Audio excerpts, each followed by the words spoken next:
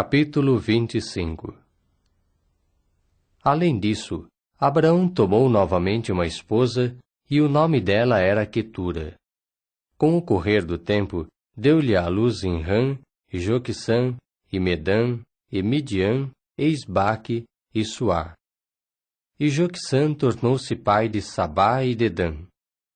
E os filhos de Dedã tornaram-se Assurins, e Letuzins, e Leumins.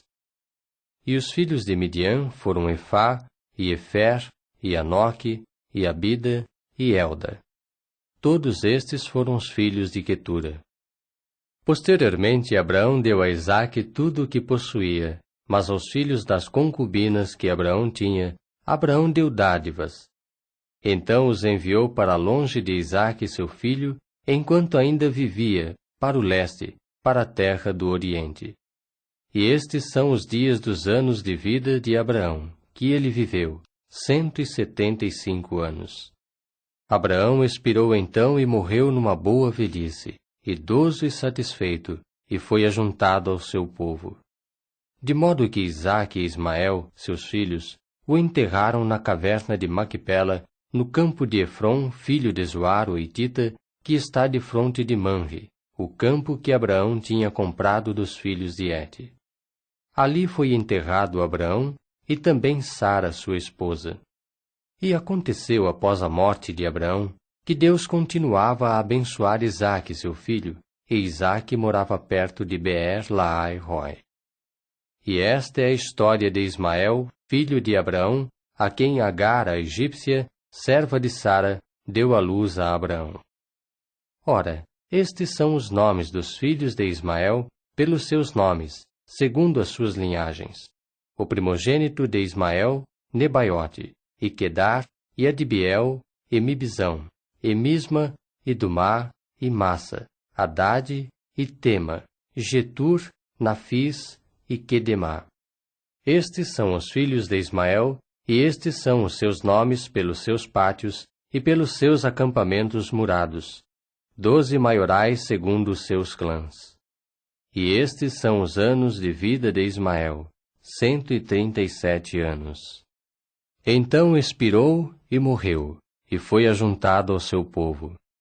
E passaram a residir desde Avilá, perto de Sur, que está defronte do Egito, até a Assíria.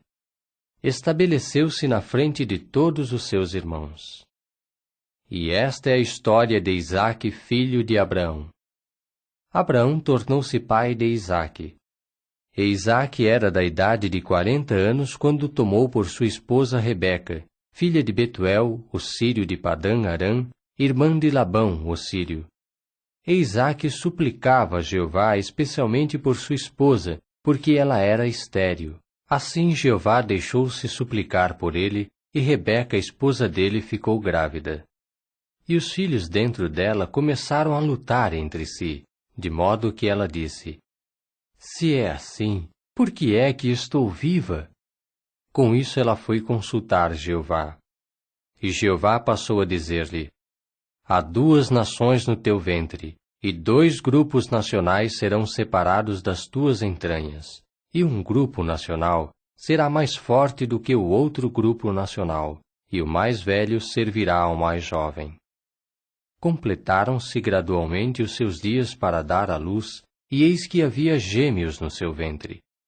Então saiu o primeiro, todo vermelho como um manto oficial de pelo, de modo que o chamaram pelo nome de Esaú. E depois saiu seu irmão, e a mão dele segurava o calcanhar de Esaú, de modo que o chamou pelo nome de Jacó. E Isaque era da idade de 60 anos quando ela os deu à luz. E os rapazes cresciam, e Esaú tornou-se homem entendido na caça, homem do campo, mas Jacó tornou-se homem incúlpe, morando em tendas. E Isaque amava Esaú, porque significava caça para a sua boca, ao passo que Rebeca amava Jacó. Certa vez Jacó tinha ao fogo cozido, quando Esaú veio do campo cansado. De modo que Esaú disse a Jacó: Depressa, por favor, dá-me um bocado do vermelho aí, pois estou cansado. É por isso que foi chamado pelo nome de Edom. A isso Jacó disse: Vende-me primeiro teu direito de primogênito.